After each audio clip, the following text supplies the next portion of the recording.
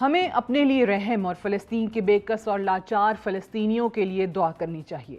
ہم سے سوال کیا جائے گا کہ جب فلسطین میں صہیونیت کے ہاتھوں معصوم بچوں، عورتوں اور بوڑھوں پر ظلم ہو رہا تھا، جب غزہ کے نہتے لوگوں پر بمباری کی جا رہی تھی، جب غزہ کے معصوم بچے خوراک کی بندش کی وجہ سے اپنی زندگی کے آخری لمحے گزار رہے تھے اور گھٹ گھٹ کے مر رہے تھے، تو ہم اپنی دھن میں اور اپنے مزے میں گم تھے۔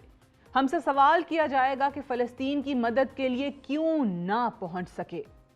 فلسطین کی حالت زار دیکھتے ہوئے ہمیں دعا کرنی چاہیے کہ فلسطین میں ظلم و جبر کی داستان ختم ہو سکے، لیکن ایسا کچھ بھی نہیں ہو رہا۔ ظلم کی داستان جاری ہے۔ ہم بھی معذرت خواہ ہیں، ہم بھی پاکستان بھارت کی موجودہ کشیدہ صورتحال کی وجہ سے غزہ کی صورتحال بیان نہیں کر سکے، لیکن آج پھر ہم نے اپنا ایڈیٹوریل فلسطین کی موجودہ صورتحال کے لیے مختص کیا ہے۔ آج غزہ ایک لرزہ خیز وقت سے گزر رہا ہے۔ یہ ایسا وقت ہے جس کا سامنا گزشتہ 1.5 سالہ اسرائیلی جارحیت کے دوران بھی غزہ کی عوام نے نہیں کیا تھا۔ گزشتہ 60 دن سے نیتنیاہو کی صہیونی حکومت نے غزہ میں خوراک کی بندش کا سلسلہ جاری رکھا ہوا ہے۔ 60 دن سے خوراک، ادویات اور پانی کا ایک قطرہ بھی غزہ میں داخل نہیں ہو سکا۔ آج اسرائیلی بمباری سے شہادتیں کم، جبکہ بھوک کی وجہ سے معصوم بچوں کی جانیں زیادہ جا رہی ہیں۔ گزشتہ چند دن میں خوراک کی کمی کی بدولت 57 فلسطینی بچے بھوک کی وجہ سے شہید ہو چکے ہیں۔ ہزاروں کی تعداد میں معصوم بچے اور عورتیں رفتہ رفتہ موت کی طرف بڑھ رہے ہیں۔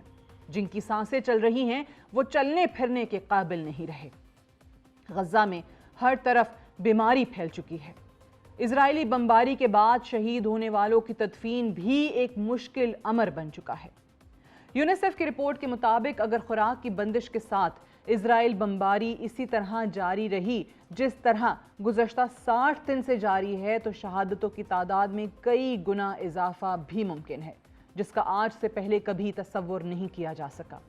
آج غزہ میں اہم یہ نہیں ہے کہ کھانا تازہ ہے یا غذائیت سے بھرپور ہے۔ تازہ اور فریش کھانا غزہ میں ایک لگژری اور عیاشی کے زمرے میں آنے لگا ہے۔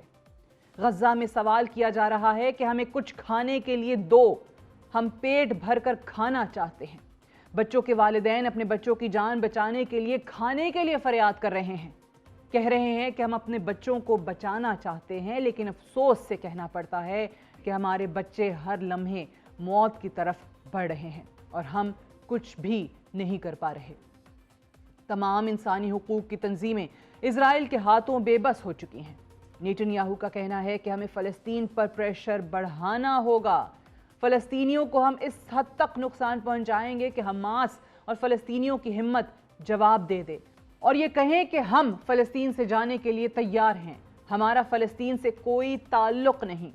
آج کئی ہفتوں سے خوراک، پانی اور ادویات کے ٹرکس غزہ کے سرحدی علاقوں میں کھڑے ہیں، لیکن ان کو غزہ میں داخل ہونے کی اجازت نہیں، مگر سب خاموش ہیں۔ آج فلسطین بھوکا ہے، پیاسا ہے، خوراک کے ایک لقمے اور پانی کی ایک بوند کے لیے ترس رہا ہے، اور ہم اپنی عیاشیوں میں مصروف ہیں۔ فلسطینی تو آزمائش کے دور سے گزر رہے ہیں، اللہ ان کے حق میں بہتر کرے گا، مگر ہمارا کیا بنے گا؟ ہم کیا جواب دیں گے کہ جب فلسطینی شہید ہو رہے تھے تو ہم کیا کر رہے تھے؟ ہمارے پاس کوئی جواب نہیں ہوگا۔ یا اللہ فلسطین کے حال پر رحم کر اور امت مسلمہ کو ہدایت دے، آمین۔